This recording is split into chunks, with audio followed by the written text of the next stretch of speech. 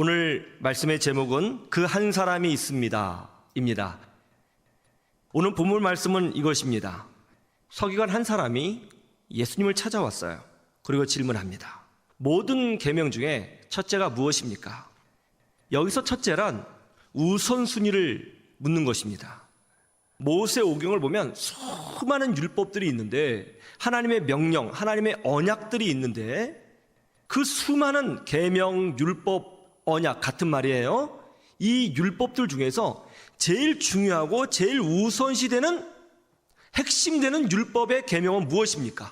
이렇게 질문한 거예요. 그러자 예수님께서 이렇게 답변하셨죠. 하나님을 사랑하고 내 이웃을 내 자신과 같이 사랑하라. 이것보다 더 큰 계명이 없느니라. 그러자 서기관의 반응이 놀랐습니다. 예, 그렇습니다. 주님의 말씀에 전적으로 동의합니다. 하나님을 사랑하고 내 이웃을 사랑하시라고 하신 그 말씀이 번제보다, 제사보다 훨씬 더 중요하고 우선되는 말씀입니다. 저는 주님의 말씀에 전적으로 동의하며 주님의 가르침에 기뻐합니다. 그러자 예수님께서 그 서기관의 반응을 보시고 칭찬해 주셨죠. 네가 참 지혜롭구나. 하나님의 나라에서 네가 멀지 않도다. 이 서기관은 예수님의 말씀을 받아들였습니다. 그리고 예수님과 동의했습니다. 그리고 예수님의 뜻과 함께 동참했습니다. 그런데 이런 서기관의 반응은 이런 상황에서 나온 거예요. 마가복음 17장 27절을 보시죠.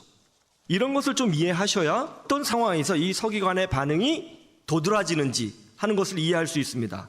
마가복음 11장 27절 같이 볼까요? 시작. 그들이 다시 예루살렘에 들어가니라. 예수께서 성전에서 거내실 때에 대제사장들과 서기관들과 장로들이 나와 이르되 무슨 권위로 이런 일을 하느냐? 누가 이런 일을 할 권위를 주었느냐? 예수님이 성전을 깨끗하게 하시려고 하실 때에 서기관들과 장로들이 예수님께 와서 예수님을 공격하는 장면입니다. 니까짓 게 뭔데? 무슨 권위로 감히 이런 일을 하느냐? 아주 공격적이죠. 예수님을 공격하고 있는 것입니다.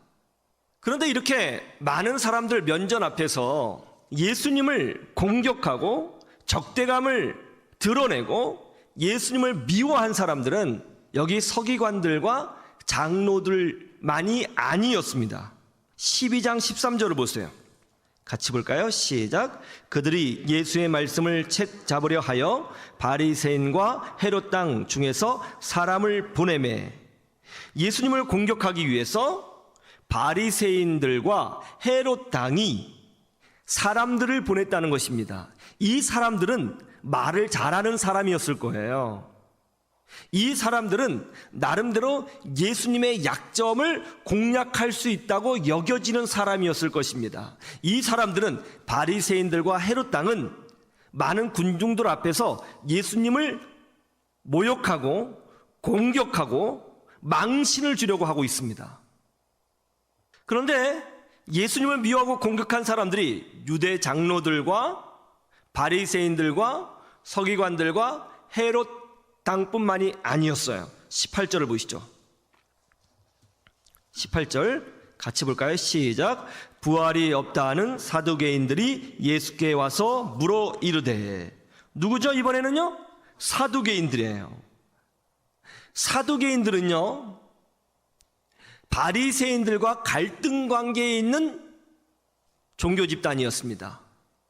그런데 바리새인들도 예수님을 미워했거든요. 그러면 바리새인들과 갈등 관계에 있는 사두개인들은 예수님을 좀 지지해 줘야죠. 그런데 놀랍게도 오늘 성경에 뭐라고 되어 있어요? 그런 바리새인들조차도 예수님을 공격하기 위해서, 예수님의 약점을 찾기 위해서 예수님께 찾아왔다는 것입니다. 서기관들도, 제사장들도, 유대 장로들도, 헤롯 땅도, 바리새인들도, 사두개인들도 예수님을 미워하고 공격하고 넘어뜨리려고 했다는 거예요.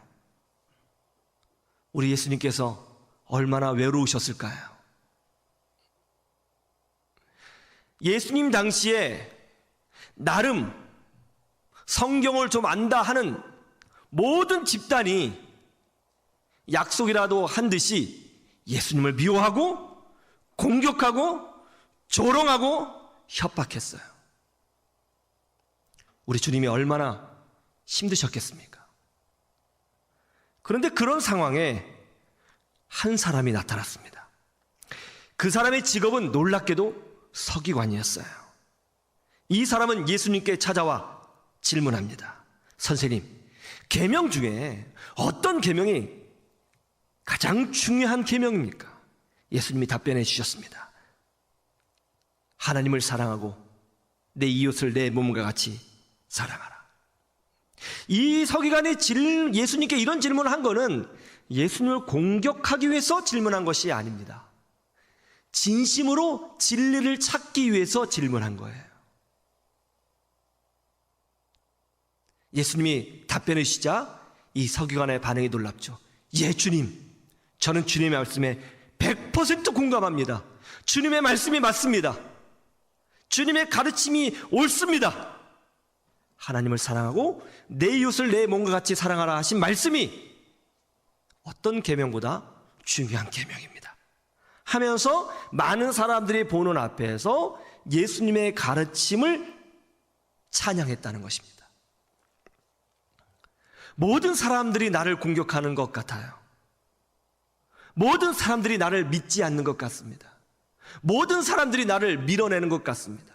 모든 사람들이 나에 대하여 손가락질을 하는 것 같습니다.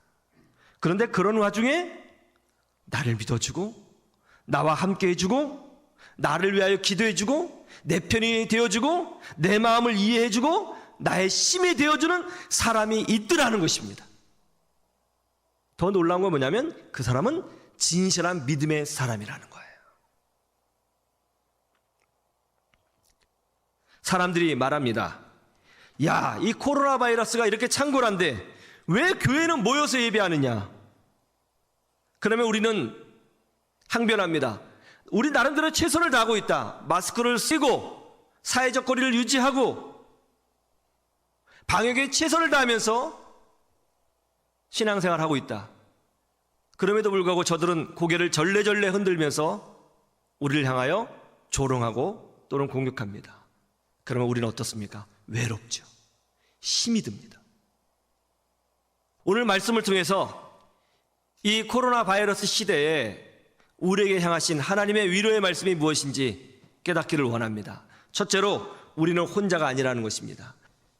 서기관과 제사장과 헤롯 왕과 바리새인과 사두개인들과 유대 지도자들이 예수님을 미워하고 공격했습니다. 어디에도 예수님의 편은 없었습니다.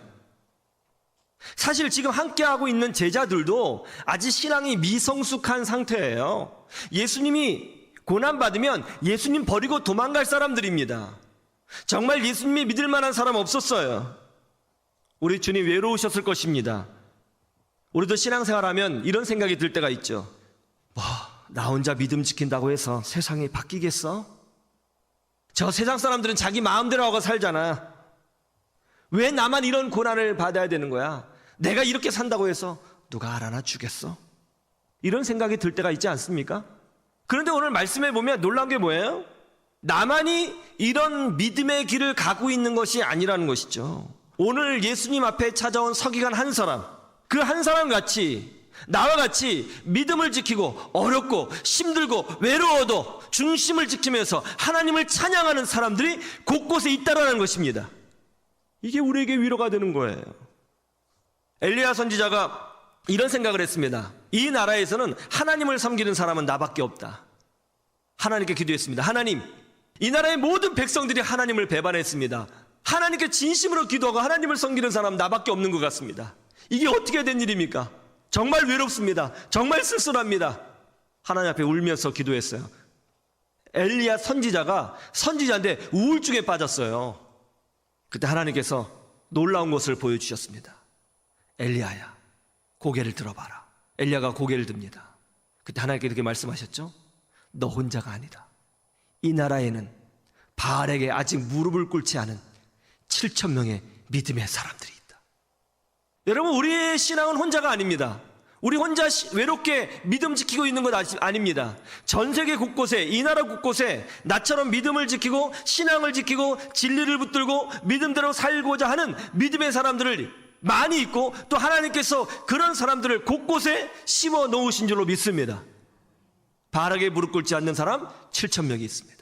나를 위로해주고 나를 위해서 기도해주고 내 믿음에 박수를 쳐주고 우리 함께 가자고 하는 믿음의 동역자들이 있더라는 거예요. 그 한 사람, 서기관과 같은 사람이 있더라는 것입니다. 여러분, 우리는 혼자가 아닙니다.